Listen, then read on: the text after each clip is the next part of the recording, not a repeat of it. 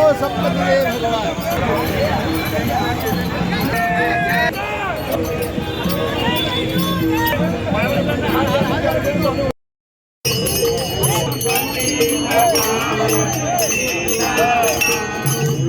अरे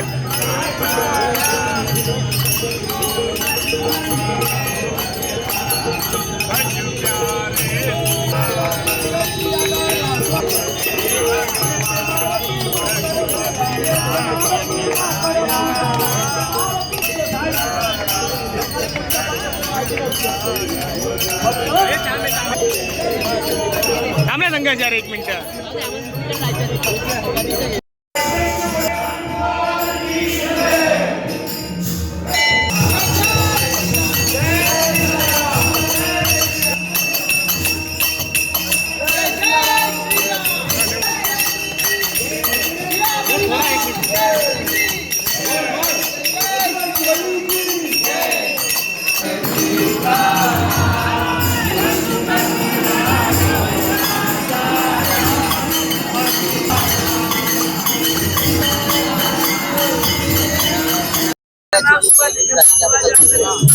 आज आपण जर बघितलं असेल, देशामध्ये आज 142 कोटी आपली जनता आहे, त्या जनतेचं जी देणगी दिलेली होती, आज रामभूमी जे मंदिर बांधले गेलेलं आहे त्यामध्ये राम मंदिर, त्याच्यामध्ये ज्यांनी ज्यांनी देणगी दिली, करोडो हजारो कोटी रुपयाचा तिथं भ्रष्टाचार झालेला आहे।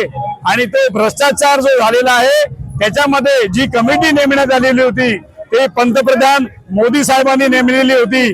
त्याचे जे ट्रस्टी होते चंपतरायजी आणि त्यांचे महंत नित्य गोपालदास, डॉक्टर अनिल मिश्रा, गोविंद देवगिरी, गोपालराव, हे जे सगळी ट्रस्टी आहेत हे माननीय पंतप्रधान मोदी साहेबांनी तिथं त्यांची अधिकृतरित्या नेमणूक केलेली होती।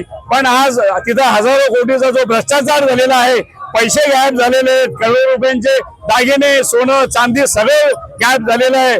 तर या लोकांची सुप्रीम कोर्टाच्या चीफ जस्टिसच्या द्वारे यांची चौकशी व्हावी आणि यांच्यावर सगळ्यांवर गुन्हा दाखल व्हावा ही आमची मागणी आहे। दुसरं आमची आपल्या थ्रू ही मागणी आहे की महाराष्ट्रातल्या शेडिके साईबाबा मंदिर, सिद्धिविनायक मंदिर, महालक्ष्मी मंदिर, त्याच्यानंतर तिरुपती बालाजी मंदिर, या देशातले जे महत्वाचे जे स्थान आहेत, देवस्थान आहेत, त्यांचीही चौकशी करण्यात यावी। तिथेही या 12 वर्षामध्ये मोदी सरकारच्या राज्यामध्ये 100% घोटाळे झालेले आहेत आणि तेही बाहेर येतील। ज्या लोकांनी यांना निवडून दिलेला आहे, आज त्या लोकांच्या ह्याच्यावर त्यांनी गदा आणलेला आहे। आज लोकांचा विश्वासघात यांनी केलेला आहे। येणाऱ्या काळामध्ये या मोदी सरकार यांनी यांचं सर्व शिष्टमंडळ जेलमध्ये झाल्याशिवाय राहणार नाही।